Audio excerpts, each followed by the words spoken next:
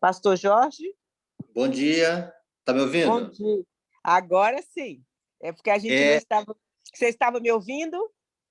Tá, não, é o seguinte, deu um pane aqui, a energia caiu justamente nessa hora, mas agora acho que, graças a Deus, tu voltou ao normal, né? Então tá. Pastor, você pode Hum, fazer que nós costumamos dizer aqui que a voz é sua, mas a mensagem é do Senhor. Seja bem-vindo. É uma sim, alegria ter você conosco. E nós pedimos para você fazer, fazer mais uma oração. E então, logo em seguida, dar sequência compartilhando o pão conosco. tá certo. Oremos. Bondoso Pai, que o teu santo e bom Espírito, ele esteja em nossa vida, nos conduzindo cada vez mais próximo de Jesus, para que nós possamos, Senhor, ver a pecaminosidade do nosso ser e a nossa inteira dependência da graça salvífica que é em Cristo Jesus. Pai, que nós possamos entender o teu grande propósito.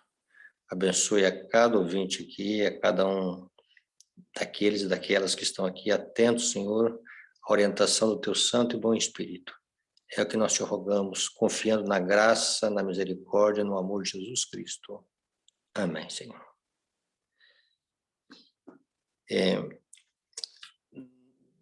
Nós precisamos entender a cada dia mais o propósito de Deus. Quando se fala da vinda de Cristo, e quando nós encontramos o capítulo 24 de Mateus, Jesus ele vai falar acerca dos sinais da sua vinda, e depois Jesus Cristo ele vai mencionar os momentos que antecedem a sua vinda, a igreja que estaria a se preparar para encontrar com Jesus Cristo. E nós sabemos que no verso 36 do capítulo 24, ele vai dizer, mas a respeito daquele dia e hora ninguém sabe, nem os anjos do céu, nem o filho, senão o Pai. Pois, assim como foi nos dias de Noé, assim também será a vinda do Filho do Homem. Porquanto, assim como nos dias anteriores ao dilúvio, comiam, bebiam, casavam e davam-se em casamento até o dia em que Noé entrou na arca e não o perceberam. Senão, quando veio o dilúvio, levou a todos. Assim será também a vinda do Filho do Homem. Então, Jesus aqui, ele menciona a geração de Noé e ele faz uma comparação com o nosso tempo. O que houve de interessante aqui que nós vamos destacar aqui no tempo de Noé, além da comida, bebida, que casavam e davam-se em casamento, eles não perceberam a entrada de Noé na arca. Eles não tiveram esse discernimento de perceber que, naquele momento, a porta da graça havia se fechado para eles. Depois Jesus vai dizer, então, 2 estarão no campo, um será tomado e deixado o outro. 2 estarão trabalhando no moinho, uma será tomada e deixada a outra. Ou seja, a vida, ela continua, e essa expressão, um é tomado, o outro é deixado, quando nós olhamos o dom profético, essa expressão tomado significa uma aceitação de Deus, assim como nós encontramos expressões que Deus toma João, Pedro e Tiago e os leva ao Monte da Transfiguração, ou seja, uma expressão de intimidade, de aceitação, de companheirismo com Deus. E a vida segue normal aqui, e um é tomado, uma é tomada e um é deixado e outro é deixado, significa que a vida continua e as pessoas não percebem que uma decisão ela acontece no céu. Depois Jesus ele acrescenta dizendo, portanto vigiai, porque não sabeis em que dia vem o vosso Senhor, mas considerai isto, se o pai de família soubesse a que hora viria o ladrão. Essa expressão, a que hora viria o ladrão, ela pode ser melhor traduzida a que vigília vem o ladrão. Estão me ouvindo? Alô? Muito bem, Alô? pastor. Nós estamos ouvindo, sim. Porque caiu energia aqui novamente, né? Às vezes eu Mas nós estou estamos no ouvindo bem. Wi-Fi. Está tudo Tá. ok, pastor. Então, tá certo. Então, veja bem, dentro desse aspecto, Jesus agora ele vai mencionar a questão que nós encontramos aqui em relação ao pai de família. A que hora viria o ladrão?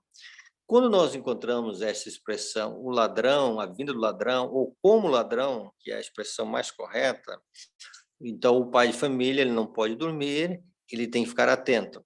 Então, Jesus aqui ele vai colocar uma ênfase na questão que nós precisamos estar vigiando. Essa expressão vigiar, ela quer dizer literalmente ficar acordado. Um vigia não dorme, o povo de Deus não dorme. Essa deve ser a ênfase que Jesus quer dizer para nós, porque nós não sabemos o dia nem a hora, e por não saber o dia nem a hora, nós não podemos ter a sonolência. Mais adiante, Jesus, então, ele vai colocar a parábola das 10 virgens. A parábola das 10 virgens é uma parábola que ela não se refere a nenhuma outra época a não ser do tempo do fim, ou seja, de 1844 para cá. Então, se tem uma parábola que certamente eu imagino que já debateram muito aí nessa sala, deve ser a parábola predileta do povo adventista. Por quê? Porque é a única parábola que ela tem um aspecto de cumprimento no tempo do fim. A parábola das virgens, ela não se encontra um cumprimento antes de 1844. Então, ela acontece dentro do contexto de 1844 e ela se estende justamente à igreja que está se preparando para encontrar com o Senhor Jesus Cristo, a igreja do advento. E quando nós encontramos as 10 virgens, nós nos encontramos que tudo que pode acontecer com as 10 virgens, uma coisa não pode acontecer com elas, ou seja, elas não podem dormir. E quando nós encontramos o texto, diz que todas tosquenejaram e adormeceram, ou seja, todas foram tomadas de sono e elas, uma vez estando tomadas de sono, elas não podem discernir as coisas, elas não podem entender o tempo. Interessante que, quando nós encontramos que elas adormecem, e o texto bíblico vai dizer para nós que o que vai despertá-las é um grito à meia-noite.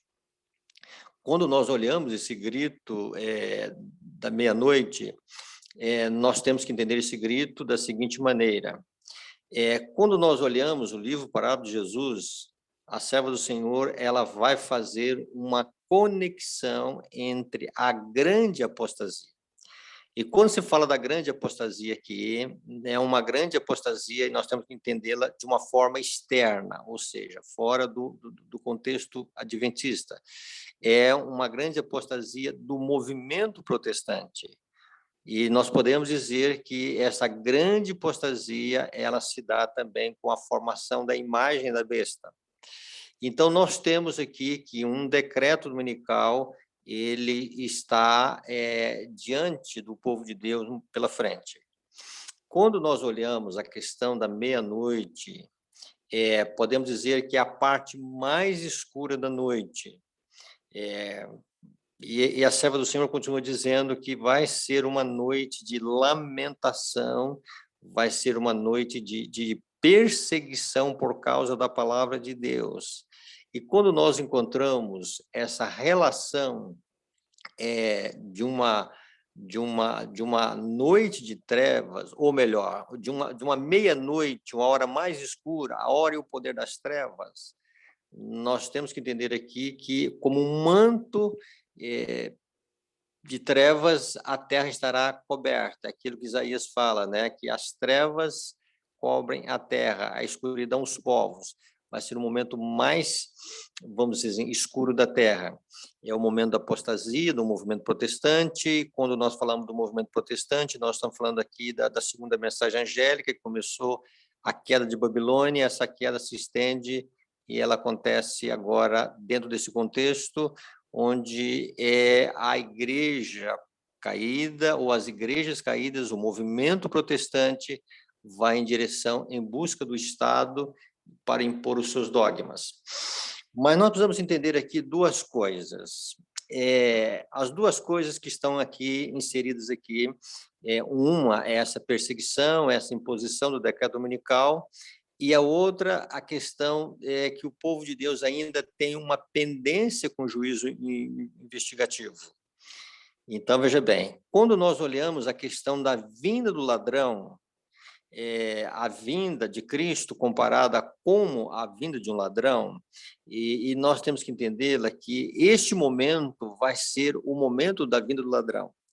Quando nós olhamos o Apocalipse, no capítulo 3, na igreja de Sardes, se não me falha a memória, o verso 3, é que Jesus está dizendo para nós vigiarmos, porque ele viria como ladrão, e um ladrão, nós não perceberíamos a sua vinda, e a sua vinda o ladrão, ele vem contra ti, ou seja, é um momento de desfecho para o povo de Deus. Então, nós temos que entender três coisas aqui, tá? À meia-noite será a hora da vinda do ladrão para o povo de Deus. Vai ser a hora do decreto dominical, tá? E também será a hora da chuva serôdia. No momento mais escuro, no momento mais negro, Deus vai fazer brilhar a sua luz sobre esse mundo. Então, nós temos que entender o seguinte, que quando nós encontramos a parábola das virgens, nós encontramos à meia-noite as virgens ouvindo um grito e todas elas acordando, e elas vão se deparar com esses eventos que vão ser eventos que vão estar ocorrendo de uma forma simultânea. E vejam bem, e o que vai acontecer? Aquelas virgens que não estão preparadas, elas vão pedir, então, que as demais possam ceder o azeite. E, no entanto, nós conhecemos que esse azeite é recusado. O que nós precisamos entender aqui e o que nós precisamos a cada dia entender? A função do azeite, ela tem duas funções dentro da parábola. Uma é iluminar o caminho do noivo. Então, veja bem, a chuva serôdia será a forma da igreja de Deus fazer com que o caminho do noivo seja iluminado, para que aqueles que estão em trevas possam ver a luz de Deus. E a terra vai ser iluminada com a glória de Deus, todos verão o conhecimento de Deus, todos verão a salvação. Isso não quer dizer que todos vão aceitar, mas a luz vai brilhar para todos, e de uma forma muito convincente. Quando nós olhamos essa questão também da chuva serôdia, de uma forma externa, ou seja, a chuva serôdia, ela fazendo com que o caminho do noivo seja iluminado. Mas nós temos que entender também que uma outra coisa do azeite. O azeite, ele vai iluminar os olhos do nosso coração. Paulo fala em Efésios 1:18 que iluminado os olhos do vosso coração. Ou seja, a obra do Espírito Santo tem que também iluminar os nossos olhos espirituais. Então, é uma obra de revivamento, e essa obra de revivamento, ela passa por um despertar das faculdades que nós temos em nossa mente e nosso coração. E quando se fala dos olhos do coração, dentro dessas faculdades da mente, nós encontramos a consciência. E a consciência, quando ela é adormecida, ela não, vamos dizer assim, ela não enxerga as coisas direito, ela não enxerga os propósitos de Deus, ela não consegue enxergar vamos dizer assim, as amplas reivindicações da lei de Deus. E nós enxergamos a lei de Deus assim de uma forma muito limitada. Nós temos uma concepção do dever que nós temos em relação a Cristo de uma forma assim, muito limitada. Mas quanto mais o Espírito Santo, então, ele opera em nosso ser, e ele introduz em nosso ser o conhecimento da excelência do nosso Senhor Jesus Cristo. Quando ele começa em nossa vida, a cada momento, ter em vista que só Cristo deve ser glorificado, nós temos que entender o grande propósito de Deus em nossa vida, que Cristo Jesus é a excelência do nosso ser, ele é a perfeição de toda a excelência do caráter que o ser humano possa contemplar. Então, nós precisamos entender que, sem esse despertamento agora, tá? Sem este momento em que o Espírito Santo ele quer fazer uma obra em nossa vida, ele quer despertar em nossa vida, e quando se fala de despertamento, nós temos que entender em duas linhas, né? Nós temos que entender um despertamento na chuva temporã e um despertamento na chuva serôdia. Um despertamento na chuva temporã é o despertar das faculdades da mente e do coração. Um despertamento na chuva serôdia vamos dizer assim, é um reavivamento da verdadeira piedade. Então, quando essas duas coisas começam a acontecer em nossa vida, nós estamos passando do processo de um despertar do sono espiritual e almejando realmente o grande avivamento gagá, o grande despertamento de Deus em torno da chuva serôdia. Então, a vinda do ladrão para o povo de Deus vai ser um momento em que o povo de Deus vai se deparar com uma crise, e uma crise muito acentuada, e ao mesmo tempo, se a chuva serôdia não cair sobre a nossa vida, significa que nós tivemos uma rejeição no santuário celestial. Então, decreto dominical, chuva serôdia e o desfecho do juízo investigativo para o povo de Deus em primeiro plano, vamos dizer assim, né? Que vai acontecer de uma forma, primeiro para a casa de Deus, segundo o que está escrito em Pedro, 1 Pedro, capítulo 4, verso 17. Então, vai ser um momento crucial para o povo de Deus. E aqui nós terminamos dizendo o seguinte,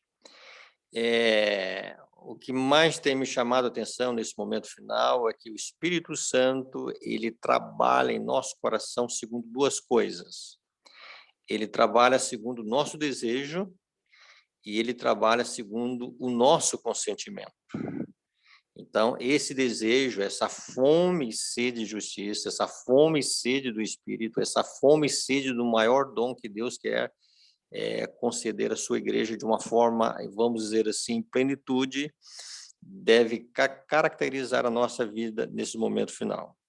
Outra coisa, nós precisamos entender a cada momento que o Espírito Santo trabalha também dentro do nosso consentimento. O que nós gostaríamos que ele fizesse em nossa vida? E, voltando a repetir, ele não trabalha contra o nosso desejo, ele não trabalha contra o nosso consentimento. O Espírito Santo não arrebenta, vamos dizer, o cadeado do nosso coração. E ele também não vai fazer nenhuma obra em nosso ser que nós não gostaríamos que ele fizesse. Por isso, nós podemos, muitas vezes, falar do Espírito Santo, orar pelo Espírito Santo, mas não permitir que o Espírito Santo ele faça uma profunda e genuína obra de reforma em nossa vida. E aqui nós terminamos dizendo o seguinte, que nós estamos vivendo um tempo em que Deus está preparando uma igreja, Deus está nos preparando para que nós possamos, muito em breve, para os que estarão vivos, encontrar, vamos dizer assim, né, esse desafio pela frente de uma meia-noite, de uma hora de trevas, de um desfecho do juízo investigativo para o povo de Deus em primeiro plano, e também o momento da chuva serôdia. Então, que Deus possa nos ajudar nesse dia e em nossa vida, que nós possamos fazer dessa promessa a nossa obsessão, né? E o desejo do nosso coração, o consentimento do nosso coração vem Santo e Bom Espírito. Então, que Deus possa abençoar a todos e todas que estão aí ouvindo e que a graça de Cristo esteja nos ajudando nesse dia. Amém? Amém, glória a Deus, Deus seja louvado. Pastor, nós costumamos, logo após a mensagem, fazemos 3 orações. Se você puder, você faz agora uma oração, nós vamos pedir mais uma pessoa para fazer a segunda, e a terceira oração será cantada pela nossa querida irmã Suelen. Tranquilo, tá? Então, vamos dobrar os nossos joelhos mais uma vez, e você faz uma oração, e logo na sequência, nós vamos pedir uma segunda pessoa para fazer mais uma oração, ok? Ok. bondoso. Ok. Queremos te agradecer, Senhor, pelo teu grande propósito.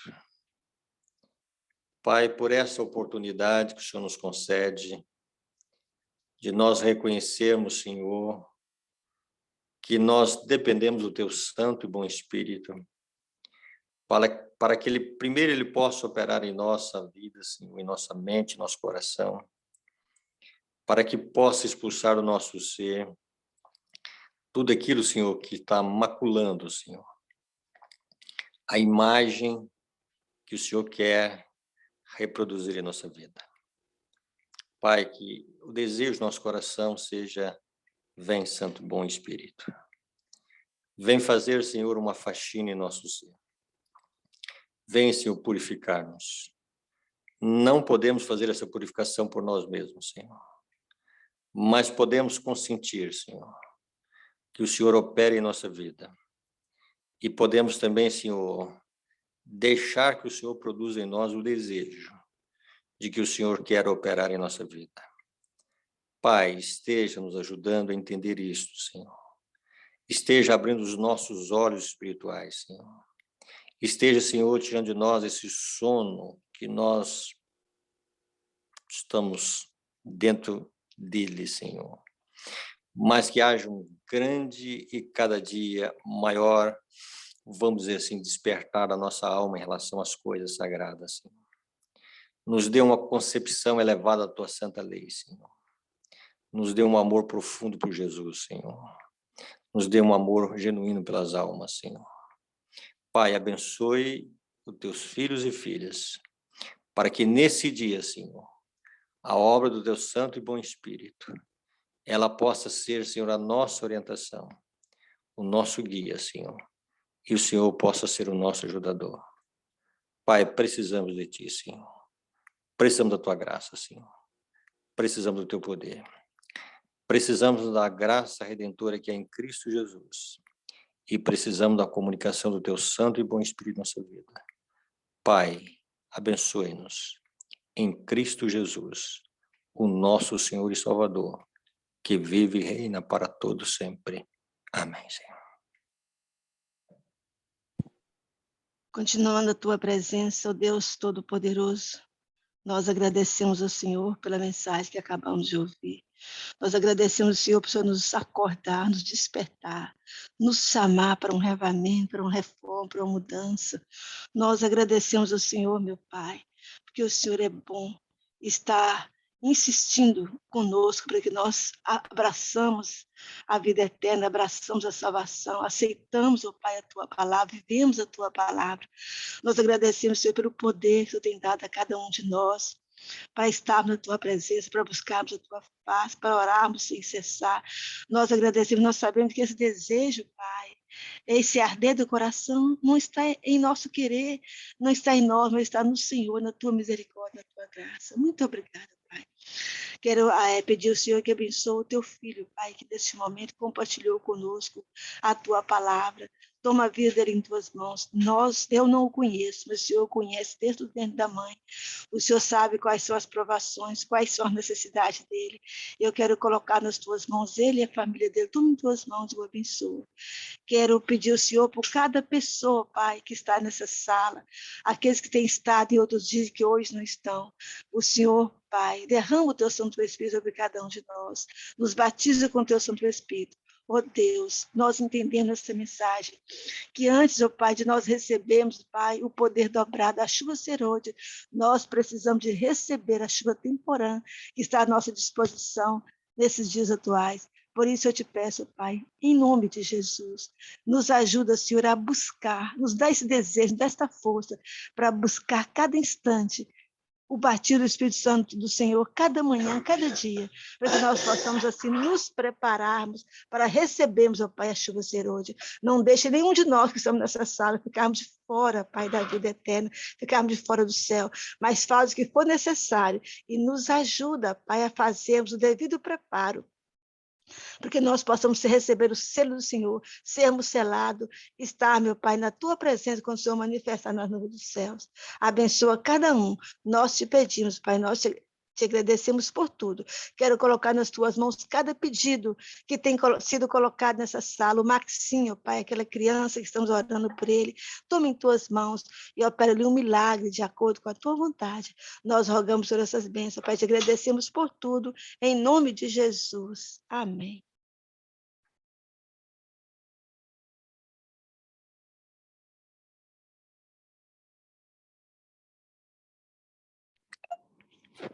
Suelen?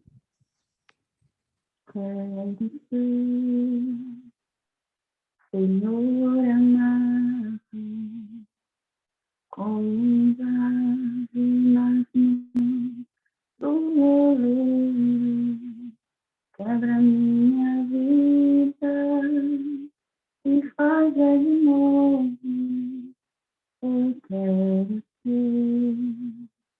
Eu quero ser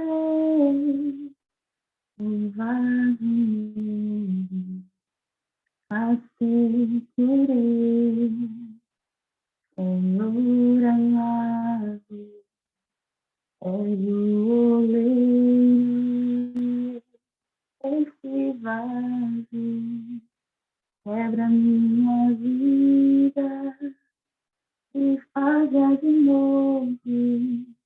Eu quero ser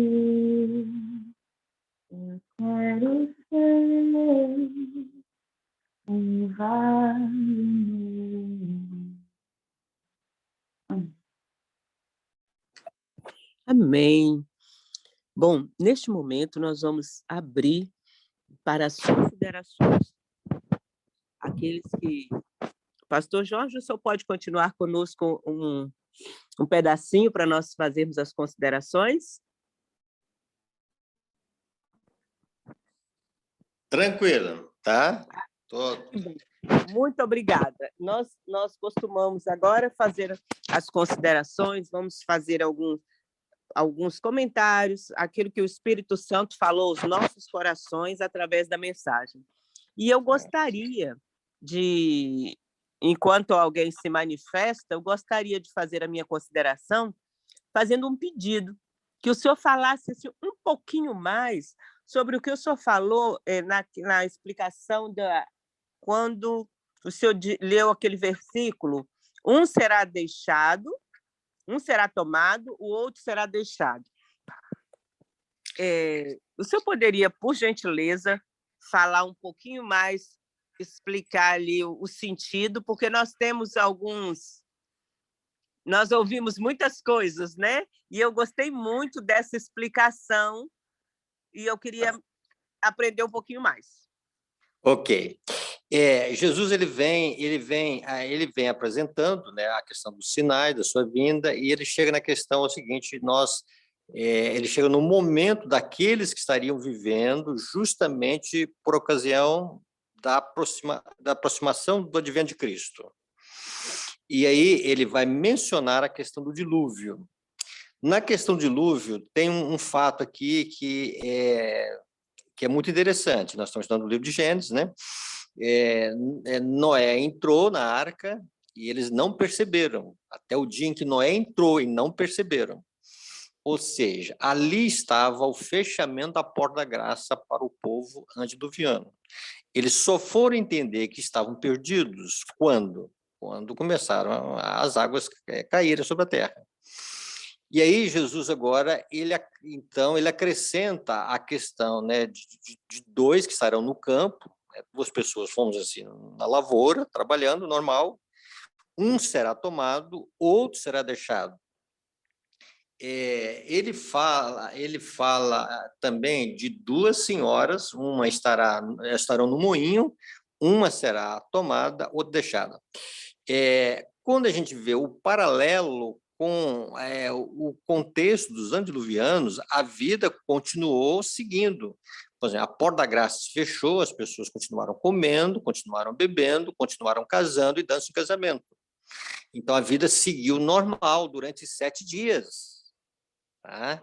Eles não perceberam.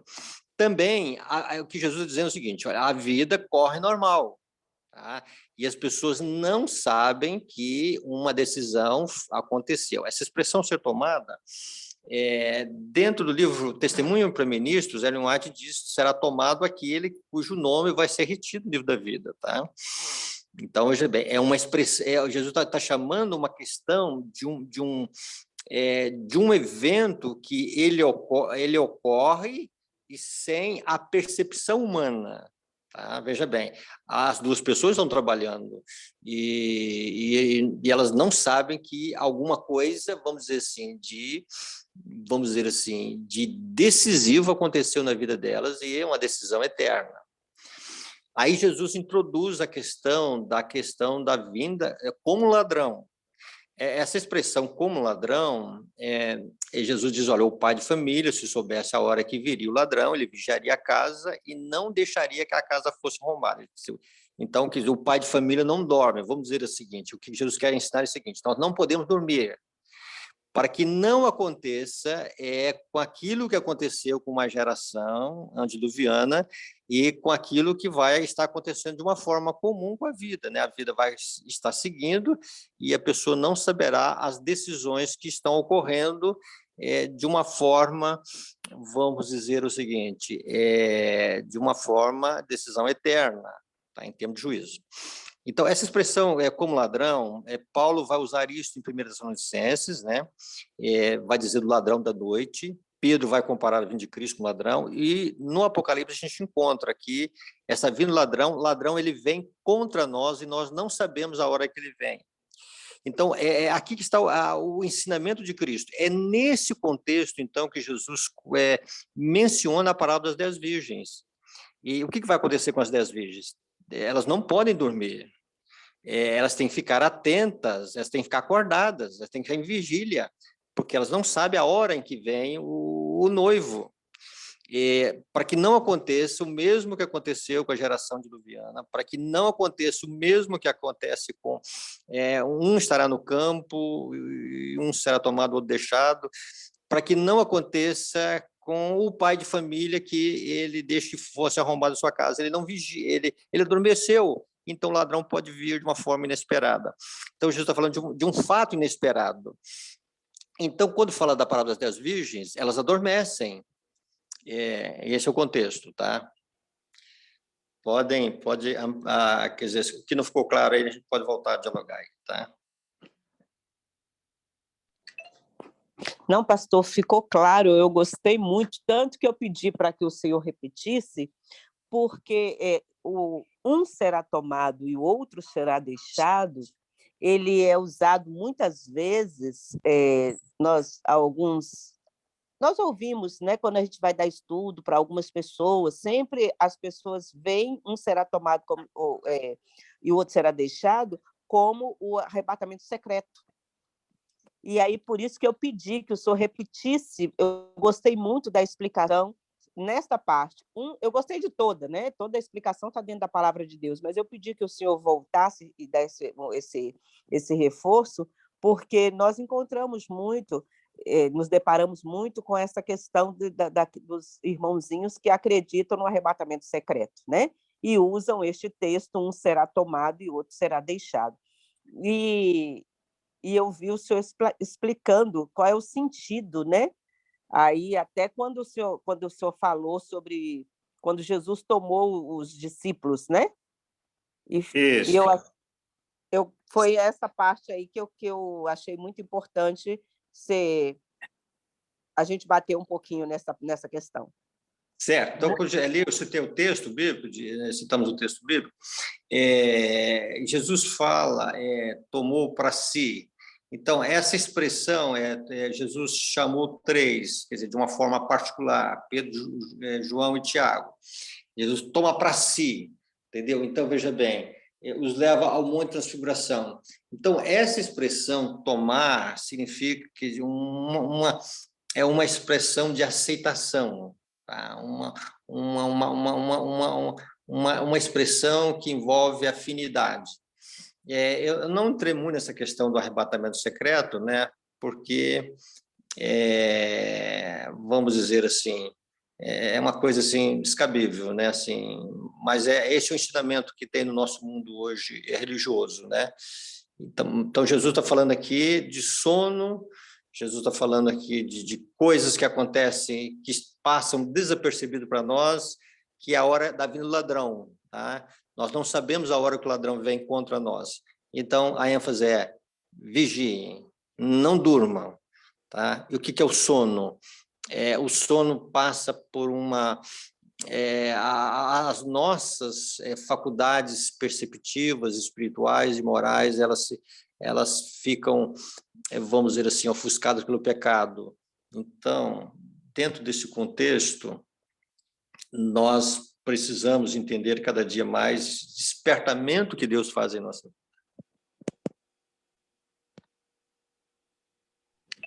Muito obrigada, pastor. Muito obrigada. Eu gostei muito de ter compreendido um pouco mais sobre essa expressão do Senhor tomar para si. Mais alguém gostaria de fazer alguma consideração?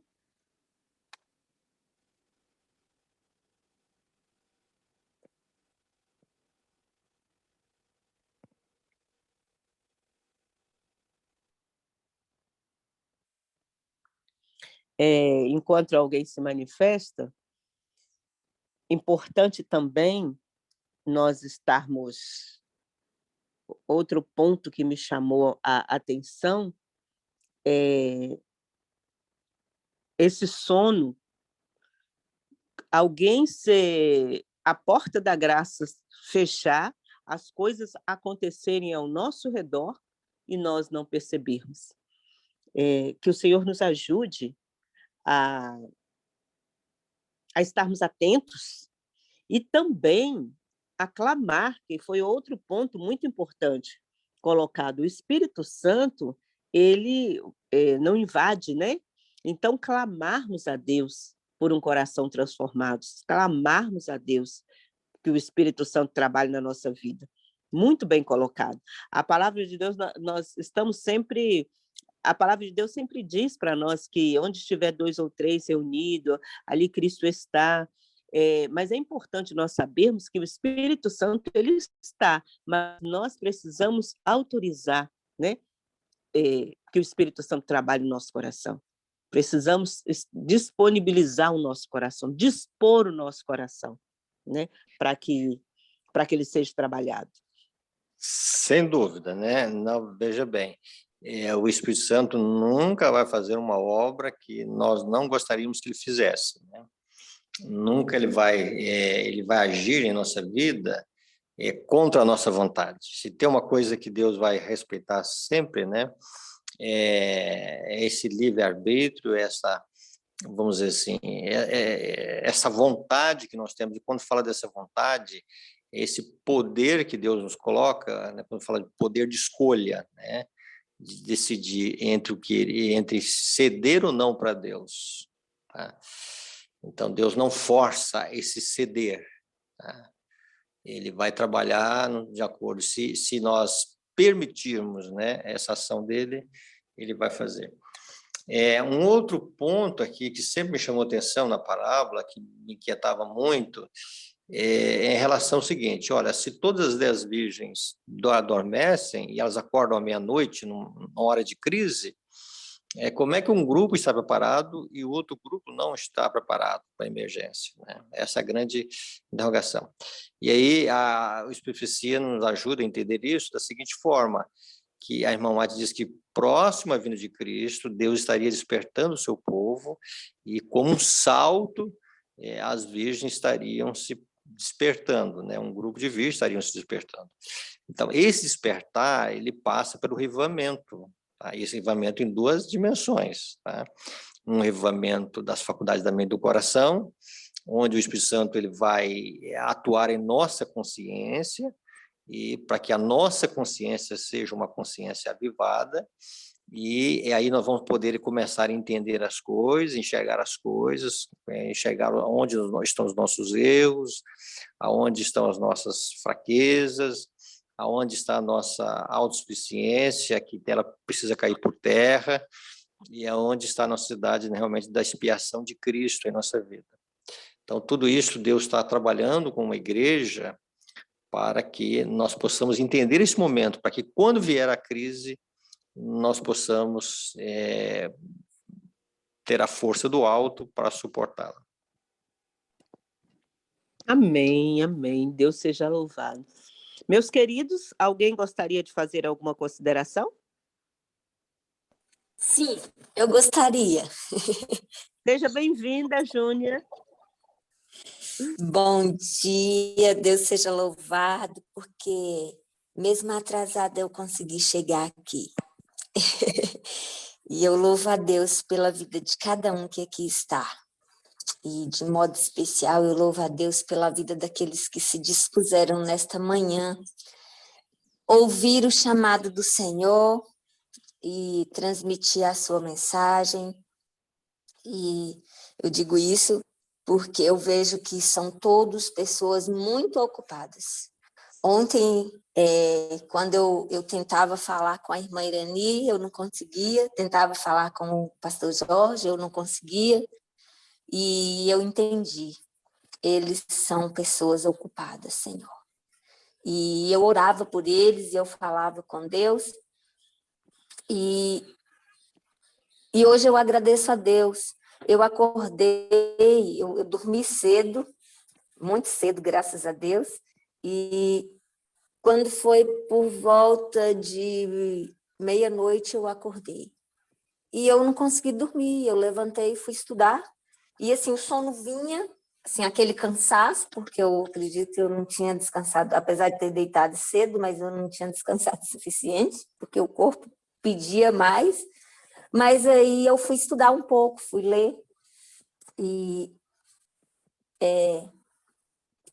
eu fico a perceber assim, como Deus ele está a preparar o seu povo. Apesar de não ter ouvido a mensagem na íntegra, eu pude entender um pouco dela e eu percebo assim que não tem outra explicação. Jesus pode até não voltar na próxima década, nos próximos anos, porque não cabe a mim e a ninguém marcar dia e nem hora, porque assim diz a palavra do Senhor. Mas os tempos, diante de tudo que nós temos aprendido, não apontam para outro tempo, não apontam para outro momento na volta de Jesus. Eu sei que Deus ele pode segurar os ventos, como nós também temos aprendido, e é o que ele está fazendo, segurando os ventos, para que eu e você nos convertamos. Mas o cerco parece estar tão apertado, se fechando tanto, que vai chegar uma hora que os ventos serão soltos, e nós estamos vendo essa hora chegar. Estamos vendo. As pessoas não estão esperando mais nós batermos as portas para falarmos a verdade. Elas estão vindo. Elas estão vindo pessoalmente, elas estão vindo via rede social, elas estão vindo... E fora que tem muita gente por aí, quietinha, caladinha, estudando a Bíblia sozinha e descobrindo as verdades à luz do Espírito Santo, simplesmente, sem a ajuda minha e sua. A igreja invisível está começando a aparecer. E eu fico impressionada com a forma como Deus está trabalhando comigo e com muitos irmãos aqui nessa sala, na igreja local, na igreja ao redor do mundo, sobre a transformação do caráter, sobre essa necessidade que o pastor acabou de falar, a justiça própria.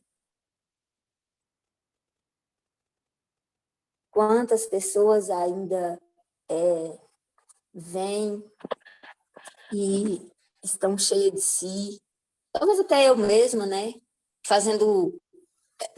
tendo atitudes por si mesma, e Deus está a mostrar. É Ele quem precisa dirigir as nossas ações, é Ele que tem que tomar o curso, é Ele que tem que dar a ordem, dar o comando. Às vezes, não que tenhamos que cruzar os braços, mas como servos, estamos vivendo tempo mais de ouvir e de buscar, mas principalmente de procurar compreender o assim diz o Senhor. Até pouco tempo eu ainda ouvia muito, mas fulano falou isso, mas eu ouvi isso, mas isso não está certo, mas isso está errado. Hoje, essas coisas, essas palavras já não acontecem tanto. As pessoas estão cavando, estão buscando. Os bereanos estão ressurgindo, estão por si mesmos buscando a ajuda do Espírito Santo, à luz do Espírito Santo, compreender o que diz a palavra do Senhor, o que diz o Espírito de profecia, que é a luz que temos para compreender a mensagem do Senhor para os nossos dias. Fora o entendimento de que é necessário uma reforma. E que uma reforma sem reavivamento não tem valor nenhum, e vice-versa. Um reavivamento sem reforma, sem efeito. Então, que Deus nos abençoe, que Deus nos ajude a fazer exatamente conforme Ele quer que façamos.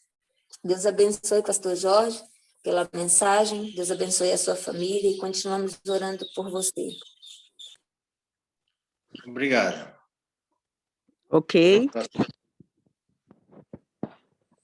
Ok. Então vamos. Irmã Leni, você pode fazer a oração final?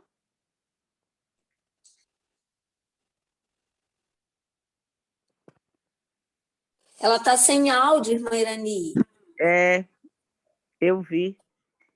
O Júnior, faça a oração final, faça uma oração pelo pastor Jorge, pela família dele, pelo ministério eu ia falar o ministério dele, mas não é o ministério dele, não, é o ministério de Deus através do pastor Jorge, né? E pedindo uma bênção especial sobre cada pessoa que veio ouvir, né, que veio adorar a Deus nesta manhã, ouvir a palavra, por favor. Sim. Aqueles que puderem, vamos nos prostrar diante do Senhor. Eis-me aqui. Oremos. Grande Deus, eterno Pai, aqui estamos, Senhor. Com os nossos joelhos dobrados, mas queremos nos dobrar por inteiro. Queremos que o Senhor, Paizinho Santo, faça de nós novas criaturas. Por isso, eu quero agradecer, porque eu sei que esse poder está em Ti. Que o Senhor, Pai, pode todas as coisas que, como servos, como filhos do Senhor, lhe autorizarmos. O Senhor é um Deus tremendo. O Senhor é um Deus que só age quando eu, como tua filha, autorizo. E como eu estou, Pai, querendo impor as coisas, que autoridade tenho eu para impor o que quer que seja, tenha misericórdia de mim, Senhor. Tenha misericórdia do teu povo, Paizinho, por favor. Se há alguém que tem autoridade aqui, esse alguém é o Senhor, e é ao Senhor que nesse instante, em nome de Jesus, eu autorizo a trabalhar na vida de cada um que aqui chegou. De modo singular, Pai, eu te louvo e te bendigo pela vida do pastor Jorge, de toda a sua família, Senhor. O Senhor o conhece. O Senhor sabe as batalhas que ele tem vivido, Pai. O Senhor sabe o que está na agenda dele para hoje.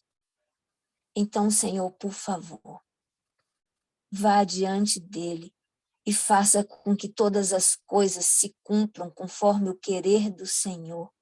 Porque o querer do Senhor, Pai, é o melhor para a vida dele. Eu tenho certeza disso, Pai. E eu tenho certeza que, como filho ungido do Senhor, ele já lhe deu autoridade para agir assim neste dia. Da mesma forma, Senhor, eu suplico bênçãos especiais sobre cada membro da sua família, onde tiver um descendente do pastor Jorge, que o Senhor possa agir em favor dele, em nome de Cristo Jesus. Assim também oro, Pai, pelos teus filhos, que ao acordar, entenderam que aqui era o melhor lugar para te buscar, para te ouvir, e aqui chegaram, Pai. Eu oro por cada família aqui representada, Pai. A família da Miriam, da irmã Ana Maria, da Cesiane, a Conceição, Senhor, que vem lutando com a força do Senhor para vencer as batalhas, Pai. A Cristine, do mesmo jeito, a Dalvani, a Edna, a Evanice, o José Geraldo, Senhor. A Joide, a Keila, a Margarete, a Margarida, o Max, a Nice, a Rosângela, a Suelen, Senhor, é outra guerreira, nós temos parado para orar por ela, Pai, e o Senhor tem ouvido as nossas orações, eu creio. Hoje ela veio te adorar com a sua voz, a voz que o Senhor concedeu a ela, e ela se dispôs a te adorar aqui neste lugar, Pai. Eu te louvo pela vida da Suelen, obrigada, Senhor. A irmã Terezinha, o irmão Valmir, a irmã Leni, que lindo, Pai, obrigada, Senhor. Também te louvo pela vida da irmã Aparecida, da irmã Nice, de tantas outras pessoas, Pai, que têm lutado, que têm te buscado, o irmão Mário, tem pessoas, Pai, que não estão aqui conosco. A Jeane, Senhor. Nós temos parado para orar por essas pessoas. Oh, Deus bendito. Tome a reica em tuas mãos, Pai. Toma, Senhor, os casais por quem temos orado. Pai, aqui tem pessoas que, se abrisse o seu microfone e fosse contar para nós os seus testemunhos, ficaríamos a manhã inteira e quiçá o dia. Mas tu és Deus. E tu tem visto as lutas de cada um. Por isso, Paizinho, por favor, em nome de Cristo Jesus, perdoe os nossos pecados. Permaneça conosco. Sei com aquela mãe, a irmã Terezinha orou mais cedo pelo Maxim. Eu coloco aquela mãe em tuas mãos, certamente está hospitalizada junto com seu filho, que ontem fez a cirurgia. Mas eu coloco todas aquelas mães que estão ali, refugiadas da guerra. Por favor, Senhor, cuide de cada um dos teus filhos. Em nome de Jesus eu te oro e no nome dele eu te agradeço, já na certeza de que o Senhor continuará esse dia conosco e amanhã, ao despertar, nos reuniremos em unidade para ouvir a tua voz novamente, em nome de Cristo Jesus. Amém, Senhor. Amém.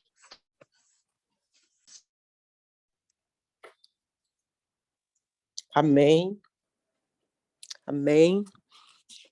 Quando a palavra de Deus é a palavra criativa, quando Deus falou, quando Deus diz haja luz, houve luz. Quando Deus fala, acontece. Não é como a nossa palavra, né? A palavra de Deus, ela é uma palavra criativa. Tudo se faz pelo poder da palavra. E quando o Senhor diz graça e paz a vós, acontece desta maneira para todos aqueles que creem. Verdadeiramente, a graça, a paz, ela nos é dada pelo poder da palavra de Deus. Junto com a palavra de Deus, vai uma ordem, né? Então, o Senhor, ele não perde tempo, né? Quando ele fala, não são elogios vazios. E todo aquele que crê, recebe. Então, nesta manhã, eu quero dizer para os irmãos, eu quero repetir a palavra de Deus a cada um dos nossos irmãos que aqui estão. Que a graça e a paz de Cristo esteja com cada um de nós. Que o Senhor nos abençoe e que o Senhor nos guarde. E verdadeiramente, todos aqueles que creem receberão a paz. Deus seja louvado e um dia abençoado para cada um. Muito obrigada, Amém. pastor. E muito obrigada a cada um dos nossos irmãos e um dia de paz para cada um. Amém. Amém. Um bom dia para todos. Irmã Irani, Oi, minha princesa. Vai fazer. Vou cantar aqui um corinho para a gente terminar. Amém, Rutinha. Deus seja louvado. Então, nós vamos nos despedir ouvindo mais um louvor. Amém.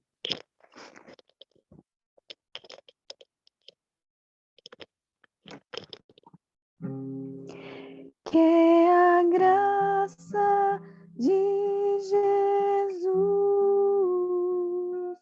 o amor de Deus, o Pai, e a comunhão do Espírito habite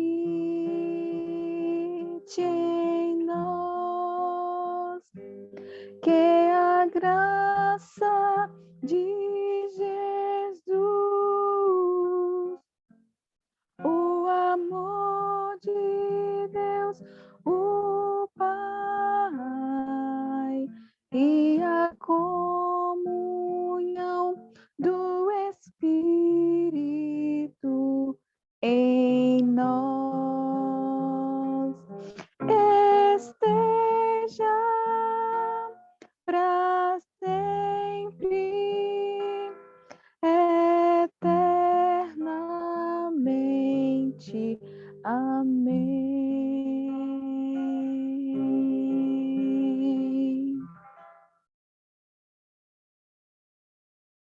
Amém.